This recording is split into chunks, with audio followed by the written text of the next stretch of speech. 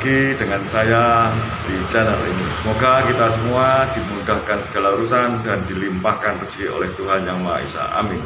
Kali ini kita akan mengikuti pelatihan manajemen kasus yang responsif bagi staf LTSA dari MRC dan pemangku kebijakan. Apa saja pelatihannya, kita ikuti sama-sama dan tetap dukung terus channel ini.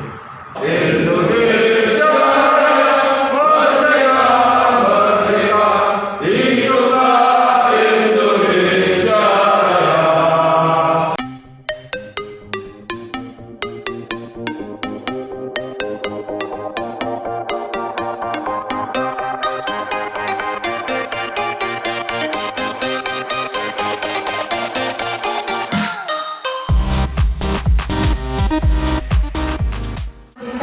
Proses pemulangan dari luar negeri sampai ke rumah.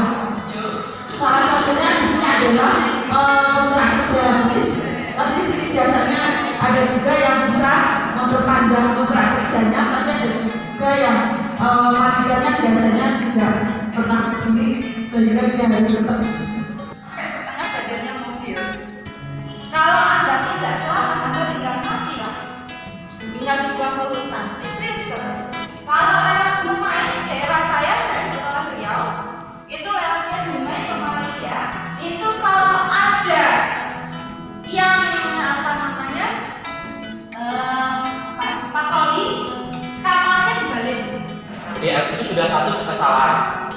Jadi salah satu LPK merekrut dan memberangkatkan PMI ke Turki. Dan setelah sampai di Turki hanya dibiarkan begitu saja, tidak digaji. Nah, tidak digaji terus beri keterangan. Yang kedua apa? Pemindahan.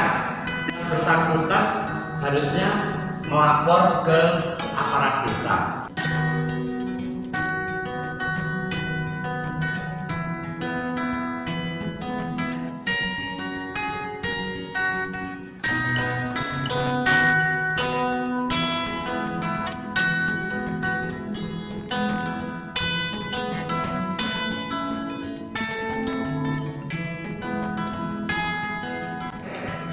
Ketika Kelly, nah peran pemerintah desa ini sebenarnya sangat strategis sekalian.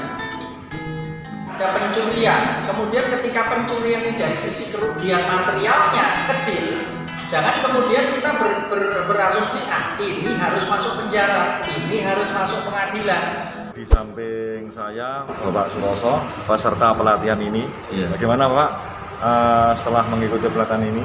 Alhamdulillah, pelatihan ini sangat bermanfaat bagi kami dan mudah-mudahan bagi lembaga kami terkait dengan PMI ini, di mana PMI ini memang merupakan pekerjaan yang untuk penyelesaiannya semua pihak atau bersinergi antar lembaga.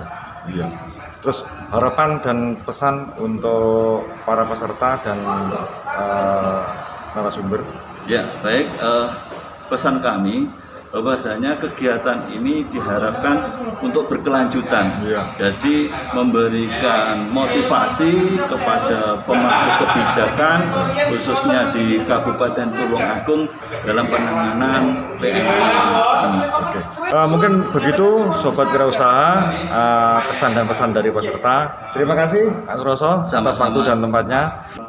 Telah hadir narasumber, pemateri, pengajar di pelatihan ini. Pak Edi Purwanto, sarjana hukum, beliau adalah legal administrasi SBMI, ketua pusat Badan Hukum Buruh Bantuan Hukum Buruh Migran Indonesia. Apa kabar Pak Edi? Kabar baik Mas. Selamat datang di Tulungagung. Oke, terima kasih. Ini rekan-rekan Sobat Wirausaha ingin menanyakan Pak Edi terkait pelatihan yang barusan kita lakukan. Terus ini mungkin teman-teman menanyakan apa sih tujuannya pelatihan ini Pak Edi? Oke, terima kasih Mas. Jadi tujuan pelatihan ini tentu membekali peserta agar memahami bagaimana proses penanganan kasus itu dengan menggunakan manajemen kasus ya. Manajemen kasus. Jadi saya membedakan menjadi dua hal ya dalam proses pendampingan kasus. Yang pertama adalah model konvensional, di mana korban betul-betul atau penyintas betul-betul menjadi orang yang tidak aktif dalam proses penanganan kasusnya. Nah, di dalam manajemen kasus itu tidak lagi dibolehkan, kira-kira begitu ya. Jadi dalam proses penanganan kasus menggunakan model manajemen kasus itu korban dilibatkan dari awal. Dari awal itu diberi pilihan-pilihan tentang apa yang bisa dilakukan untuk penyelesaian kasusnya. Kita beritahu semua. Pendamping harus bisa memberitahu informasi tentang pilihan-pilihan itu dan konsekuensinya apa. Begitu. Nah, ketika kemudian penyintas merasa bahwa kasusnya akan dibantu oleh lembaga pendamping, maka penyintas dilibatkan dalam proses itu. Jadi dibuatlah kemudian persetujuan dari korban atau penyintas. Kemudian ada yang disebut pendataan kasusnya. Lalu kemudian juga melengkapi bukti-bukti. Kemudian juga akan menyusun rencana bersama, intervensinya apa. Rencana intervensi itu adalah tindakan yang diambil oleh lembaga bersama penyintas atau korban tadi atau keluarganya itu dalam menyenangani kasusnya. Lalu kemudian setelah ada rencana itu dijalankan. Dijalankan bersama-sama dengan penyintas juga. Lalu kemudian di perkembangannya pun juga dicatat. Jadi perkembangan penanganan kasus dari tahapan-tahapan apa tadi itu dicatat semuanya. Kemudian ketika kasusnya kemudian dirasakan telah berhasil dalam tanda kutip atau selesai dalam tanda kutip, maka kemudian dilakukan pengakhiran penanganan, pengakhiran pendampingan atau pendampingan diputus. Itu namanya terminasi namanya.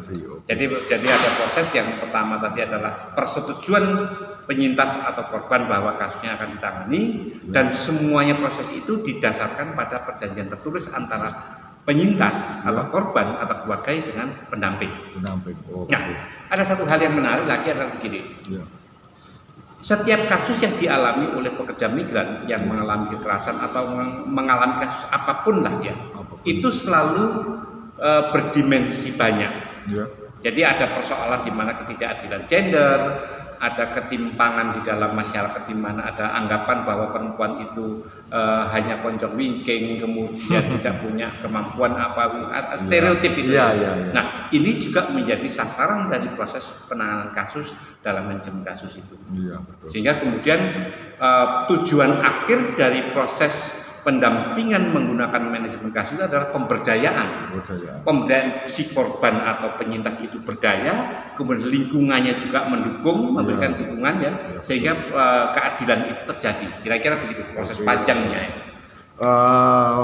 Memang sangat kompleks permasalahan itu Pak Edi ya. Mungkin itu rekan-rekan sobat wirausaha. Terus ini Pak Edi, harapan ke depan peserta di sini. Menurut Pak Edi bagaimana?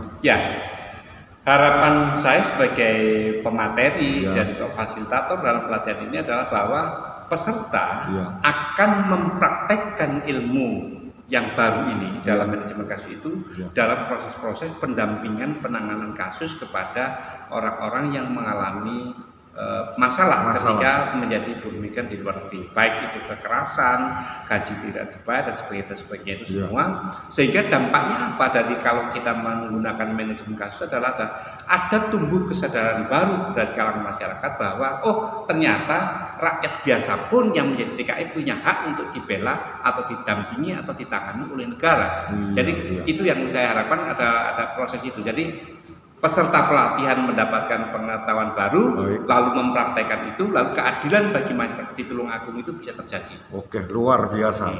Itu mungkin maksud dan tujuan pelatihan ini. Jadi para peserta dilatih Pak Edi dilatih untuk mendampingi secara bersinergi, berkelanjutan sampai mungkin masalahnya bisa teratasi. Mungkin begitu Pak Edi Kira-kira. Baik, terima kasih Pak Edi waktu dan tempatnya. Sama-sama. Hadir di samping saya pemateri narasumber di pelatihan ini. Selamat siang Ibu Yatini. Selamat siang. Waalaikumsalam warahmatullahi wabarakatuh. Alhamdulillah Ini rekan-rekan dari Sobat Wirausaha ingin tahu apa sih maksud dan tujuan pelatihan ini, Ibu? Iya, terima kasih Mas Johan atas Ya. kesempatannya. Pertama, kita bersyukur kepada Allah Subhanahu wa taala bisa bertatap muka, bisa membuat pelatihan terhindar dari virus Covid yang sekarang sedang merebak. Satu, pelatihan ini adalah namanya pelatihan manajemen kasus yang responsif gender. Dan ini untuk pemangku kepentingan yang melakukan layanan, memberikan informasi dan juga melakukan pendampingan terhadap PMI. Khususnya adalah perempuan PMI yang ada di wilayah Tulungagung. Untuk apa? Karena penyadaran kita masih belum setara, Mas. Di tingkat pemangku kepentingan, di tingkat LTSA, MRC, pendamping, ada desmigratif, ada kepolisian, itu belum sama. Mereka masih punya perspektif masing-masing. Makanya hari ini, selama 3 hari ini kita berkumpul, pertama adalah untuk menyatukan perspektif tersebut. Iya. Yang kedua adalah mengenal satu dengan yang lain agar terjadi rujukan.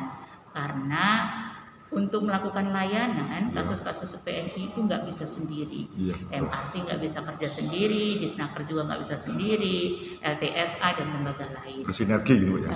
Makanya harus disinergikan dari lintas sektoral, lembaga dan sektoral untuk bisa punya peran yang sama, tanggung jawabnya mungkin berbeda, tetapi bisa bersama-sama untuk melakukan pelayanan, perlindungan, dan juga memberikan informasi yang sama terhadap PMI, CPMI, dan keluarganya. Ada pemerintah desa saat ini adalah pemerintah desa punya peran yang sangat kuat di dalam Undang-Undang 18 2017, tetapi pemahaman pemerintah desa juga belum sama. Makanya kenapa kita juga libatkan pemerintah desa dan kita juga bekerja dari bawah, dari pemerintah desa. Dan mohon dukungannya kepada mitra-mitra kami agar desa-desa mempunyai pemahaman yang sama dan membuat peraturan kebijakan yang bisa melindungi PMI khususnya di Tulungagung. Oke, luar biasa.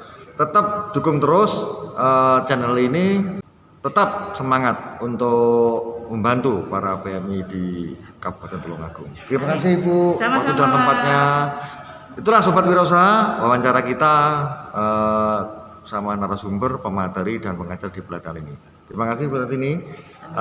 Sampai jumpa, tetap dukung terus channel ini.